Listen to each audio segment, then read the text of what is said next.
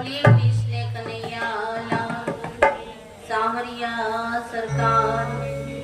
भक्तों पर जब भी भीड़ पड़ती है तो भक्त भी भगवान को ही जाकर के कहते हैं। क्यों?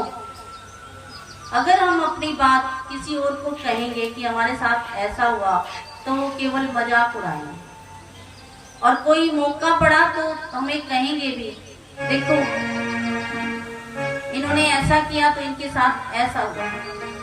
परंतु कहो उसको जो कहे न किसी को, वो केवल प्रभु है, कन्हैया है, भगवान है। तो अपने जो मन की बात है वो किसको कहेंगे? हम केवल भगवान को कहेंगे। अपने दिल की बात भगवान को बताएं। तो जब राजा परीक्षित पर ये समस्या आई कि 7 दिन में राज्य त्यागना पड़ेगा, प्राण त्यागने पड़ेंगे। देखिए, आज हमारा 2-4 कमरे का मकान होता है, कोई हमें ये कहे कि आप इसको छोड़ दोगे, छोड़ दो,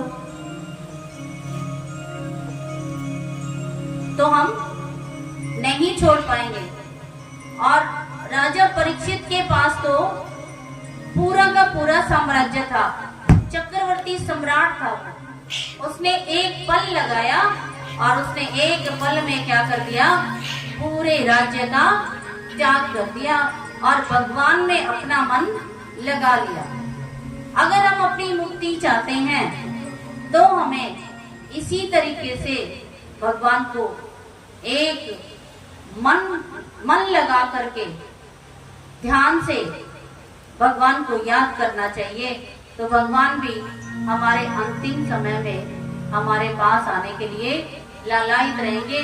जैसे आज की कथा में भीष्म पितामह के पास भगवान कृष्ण स्वयं गए थे मृत्यु के समय दर्शन देने के लिए। हम मौत से डरते हैं कई बार कि मौत आ जाएगी, पता नहीं क्या होगा। मृत्यु कुछ नहीं है, मृत्यु एक हिसाब किताब देने का, भगवान को हिसाब किताब देने का एक नाम है। उस दिन हमें भगवान को अपने जीवन का हिसाब किताब देना है। जैसे किसी को 1 साल का टैक्स भरना हो तो उसको भी थोड़ी घबराहट हो जाती है, और ये तो हमने पूरे जीवन का हिसाब किताब देना है, हमने क्या किया। तो वह हमें इस चीज का है कि हमारे से कोई ऐसा कर्म ना हो गया हो जिसकी मुझे क्या मिलेगी? सजा मिलेगी। इसके लिए एक उदाहरण है कि एक आदमी कभी भगवान का नाम लेता ही नहीं था, तो उसको जबरदस्ती क्या कहलाया गया कि आप राम बोले, राम। तो उसने राम का नाम लिया, राम बोला। तो जब वो ऊपर गया तो यमदूत उसको लेकर के गए थे। तो उन्होंने कहा कि इसको क्या सजा दें, इसने तो राम का नाम लिया है। तो किससे पूछे? तो देवों से पूछा गया, देवताओं के पास गया। फिर देवता बोले हमें तो नहीं पता, जिसने एक बार राम का नाम लिया हो उसको क्या प्राप्ति होगी। देवता ब्रह्मा के पास गए, ब्रह्मा जी भी विष्णु के पास गए, सारे मिलके वहां जाते हैं और भगवान से ये बात पूछते हैं कि इसने तो एक बार राम का नाम लिया था, इसके लिए क्या इसको दें। तो भगवान विष्णु कहते हैं इससे ज्यादा इसको क्या मिलेगा। ब्रह्मा जी भी हैं, सारे देवी देवता हैं, और ये मेरे पास आकर के खड़ा है। बोलिए कृष्ण कन्हैया लाल, सांवरिया सरकार की।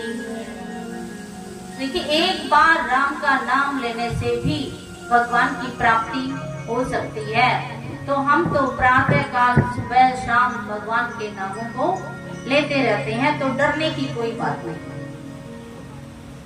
और भी आज की कथा में बताया है भगवान व्यास जी ने कि जितने भी भगवान के अवतार हैं, नर नारायण के रूप में, वराह के रूप में, नरसिंह अवतार के रूप में, मत्स्य अवतार के रूप में,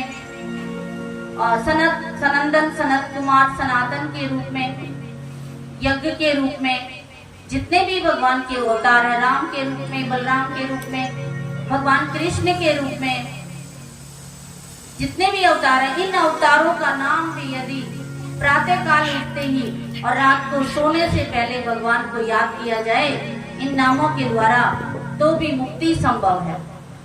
तो बहुत सारे उपाय हमारी भागवत कथा में बताए जाते हैं। खट्वांग नाम के जो राजा थे, इक्ष्वाकु वंश से थे। इन्होंने देवताओं की राक्षसों से रक्षा की थी। खट्वांग नाम के राजा ने देवताओं की राक्षसों से रक्षा की थी। तब देवताओं ने कहा कि आप कोई वरदान मांग लीजिए।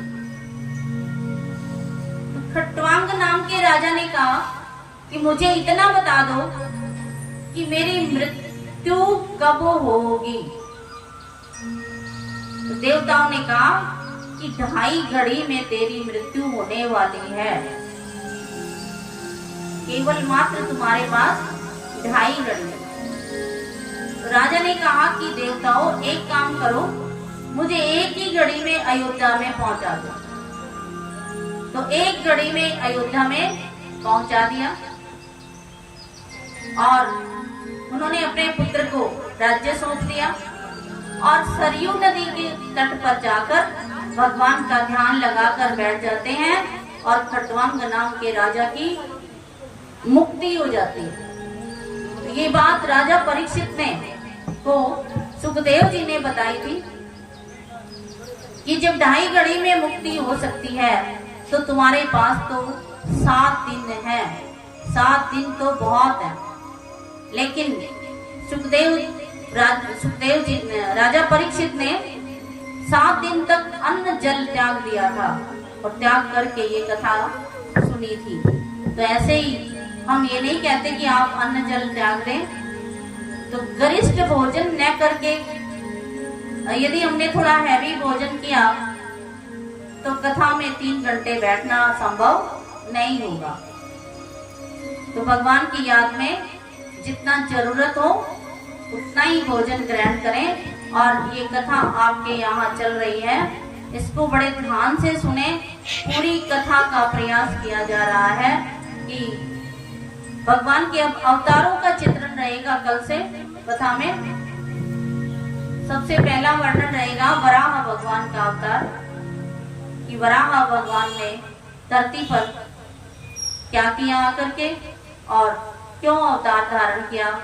और ये हमारे जय और विजय नाम के भगवान के पार्षद थे, उनको श्राप मिलना और श्रापों से मुक्ति का उपाय। जितने भी हमारे भगवान के अवतार हैं, कपिल मुनि का अवतार रहेगा कल की कथा में, ध्रुव चरित्र रहेगा। तो भगवान का जितना भी नाम लिया जाए उतना ही कम है। श्रीमद् भागवत कथा में, आज की कथा में नैमिषारण्य तीर्थ का वर्णन रहा। आप में से कौन कौन गए हैं नैमिषारण्य तीर्थ पर?